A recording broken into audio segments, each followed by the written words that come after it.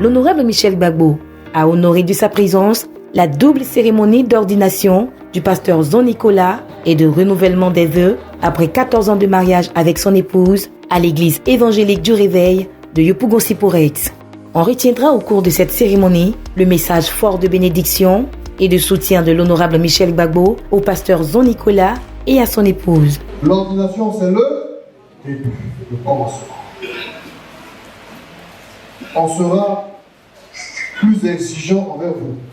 Le peuple de Dieu vous demandera encore plus de temps, de sollicitude, parfois même de moyens.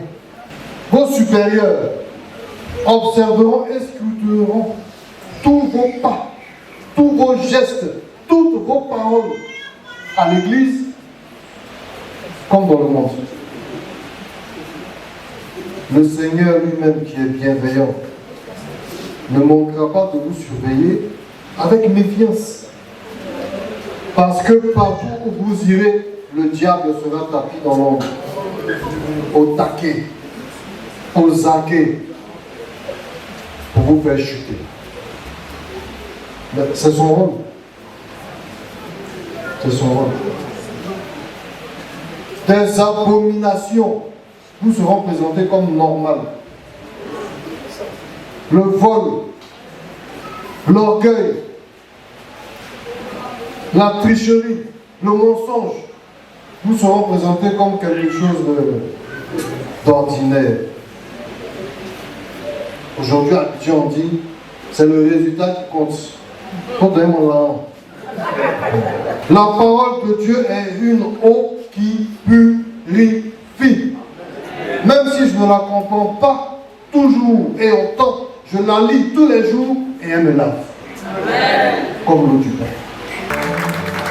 Profitant de la présence du député de Yopougon au sein de leur église, le président national, le révérend Zambléyao Germain, et le pasteur principal, le révérend Ndri Benoît, lui ont exprimé une doléance.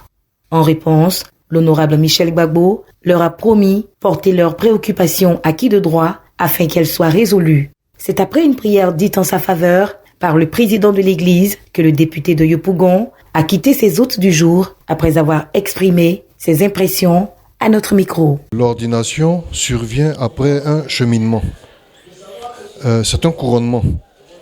Mais l'ordination n'est pas la fin du processus. C'est un début. Voilà. L'individu va maintenant marquer, bénir, et il va porter la parole partout.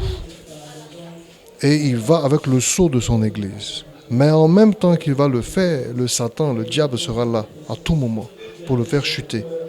Voilà. Il lui faudra donc à chaque fois repuiser dans la parole de Dieu, parfois même fuir, mais en tout cas il lui faudra être très vigilant pour ne pas succomber à toutes les tentations qui se présenteront sur son chemin. Ce que j'ai appelé à la parole apaisée. J'ai appelé à la parole d'humilité. J'ai appelé en même temps à la parole de fermeté et de vérité, car finalement, la seule vérité qui vaille se trouve dans la parole de notre Seigneur. Voilà.